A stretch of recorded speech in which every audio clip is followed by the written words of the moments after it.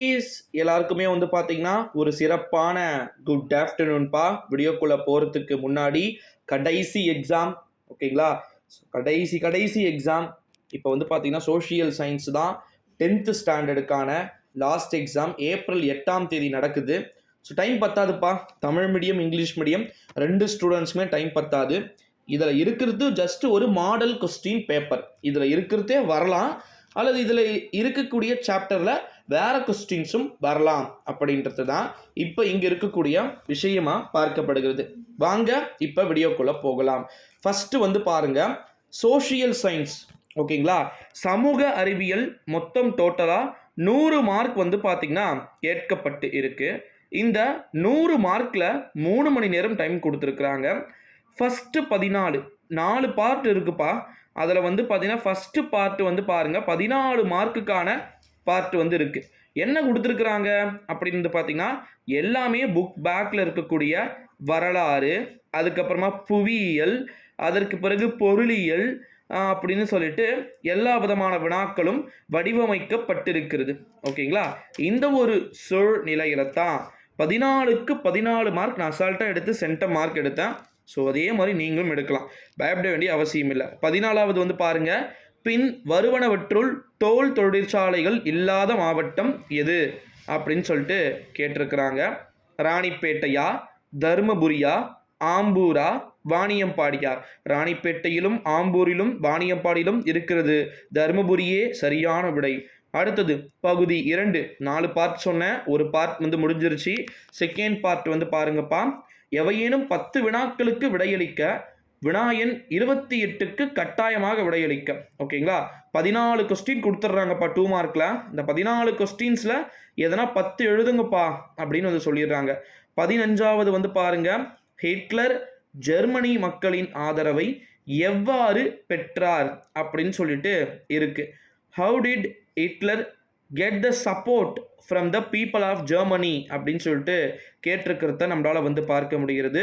16வது வந்து பாருங்க, முசோலியின் ரோமாபுரி நோக்கிய அணிவகுப்பின் விளைவுகள் யாவை அப்படின்னு சொல்லிட்டு கேட்டிருக்கிறாங்க.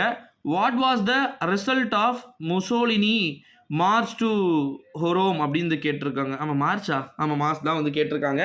அடுத்தது 17வது, ராமலிங்க சுவாமிகளின் சீர்திருத்தங்கள் குறித்து குறிப்பு வரைக.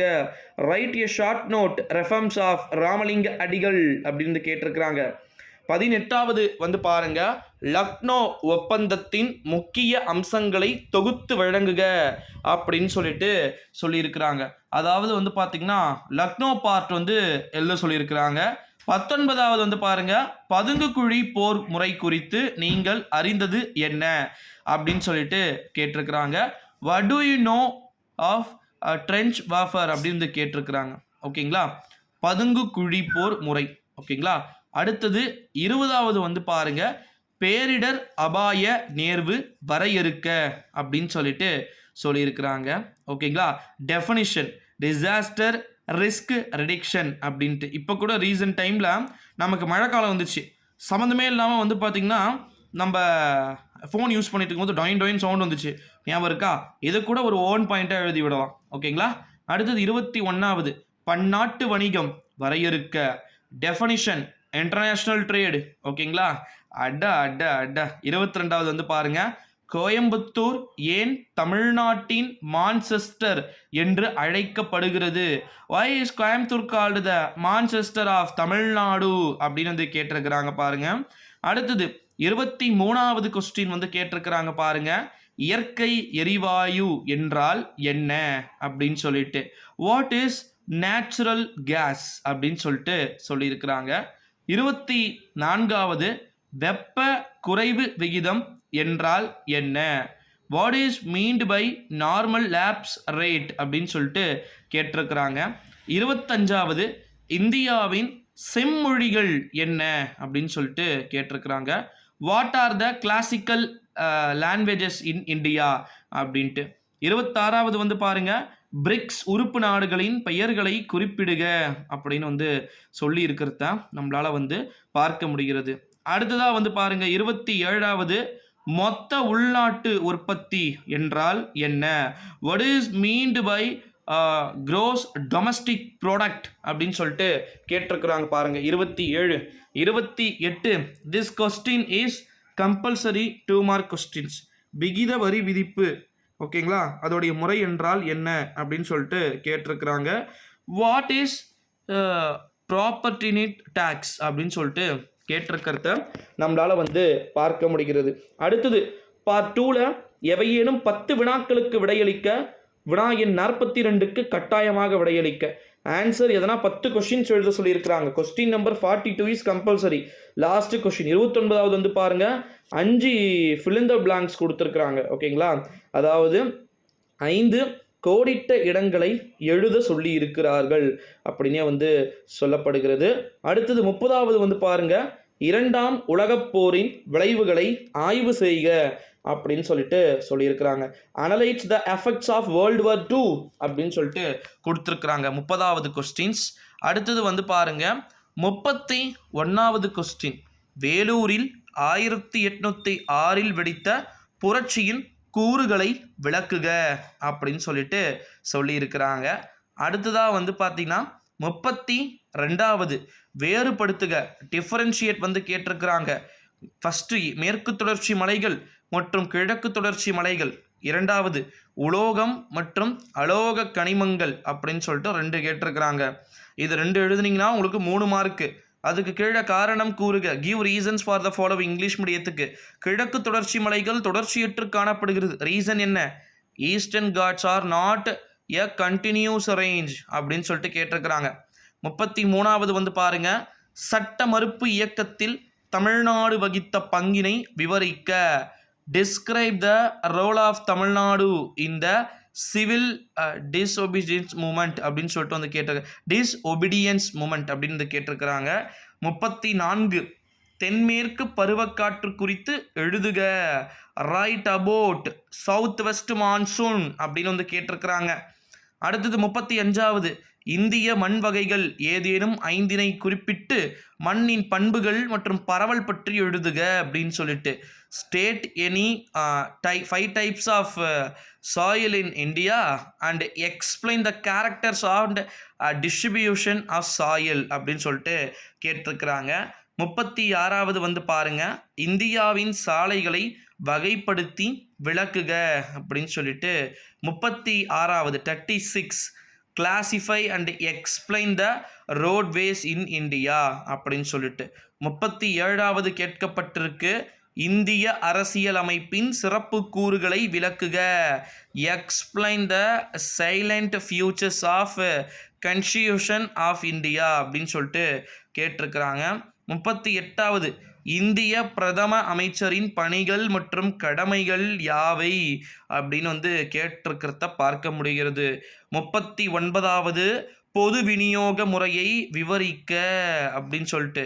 Public distribution system. 40வது, எம்என்சி வளர்ச்சிக்கான காரணங்களை விவரிக்க. Explain the reason for the growth of MNC அப்படின்னு சொல்லிட்டு கேட்டிருக்கிறாங்க. பார்வையற்ற மாணவர்கள் காலக்கோடு மற்றும் வரைபடத்தில் முறையே நிகழ்வுகளையும் இடங்களையும் குறிப்பிட்டு காட்டுவதற்கு பதிலாக அவற்றை பற்றி அவங்க குறிப்பு எழுதுனீங்கன்னா போதும். ஷார்ட் நோட், அதாவது blind candidates have to right only notes for the questions related to timeline, short map and map ஓகேங்களா.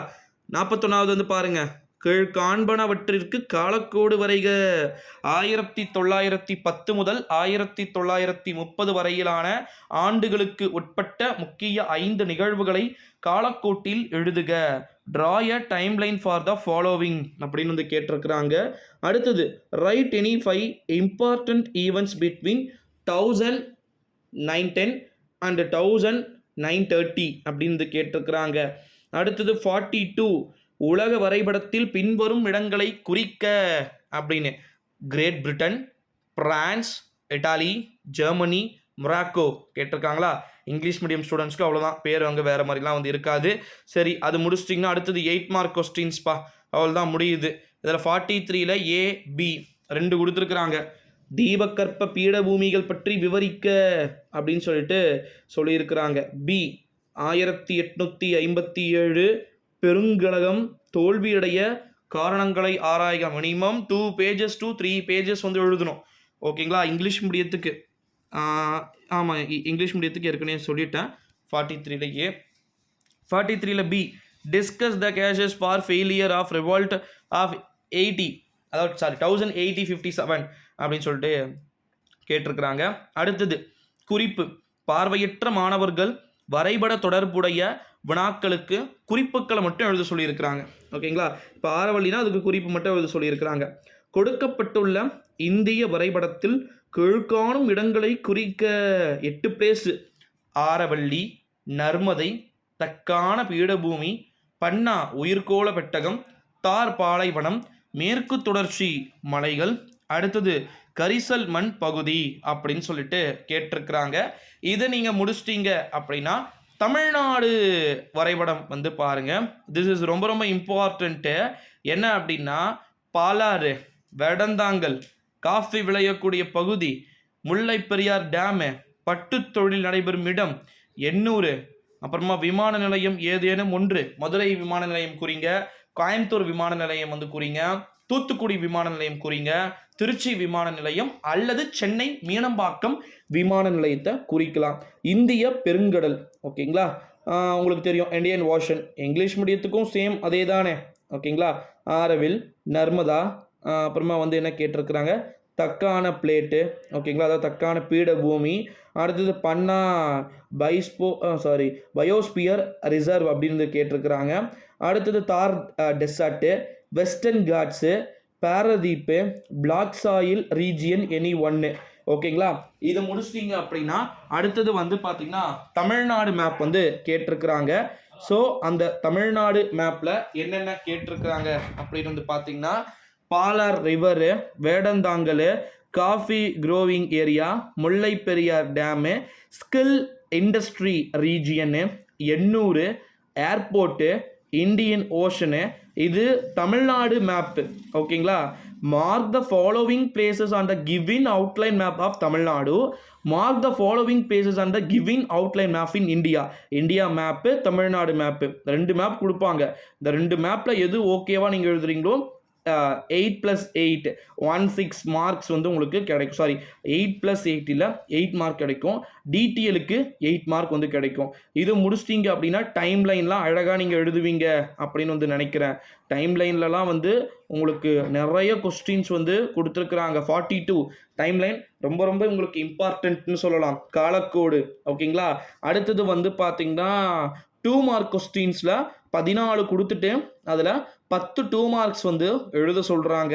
அடுத்தது 1 மார்க் வந்து 14 1 மார்க் வந்து இருக்குது. அந்த 14 1 மார்க்குமே நீங்கள் அழகாக எழுதணும்னு சொல்கிறாங்க சில குட்டீஸ். ஸோ அவ்வளவுதான், ஃபினிஷ்டு, ஆல்மோஸ்ட் எல்லாமே டன். ஓகேங்களா. ஸோ மறக்காமல் நம்முடைய சேனலுக்கு ஒரே ஒரு சப்ஸ்கிரைபை மட்டும் வந்து கொடுத்துட்டு, சோஷியலில் நான் மட்டும் இல்லை நீங்களும் சென்டம் எடுக்கலாம். ஓகேங்களா. டைமிங் மட்டும் கொஞ்சம் பத்தாதுப்பா, அதுக்கேற்ற மாதிரி அழகாக பார்த்து பண்ணிக்கோ.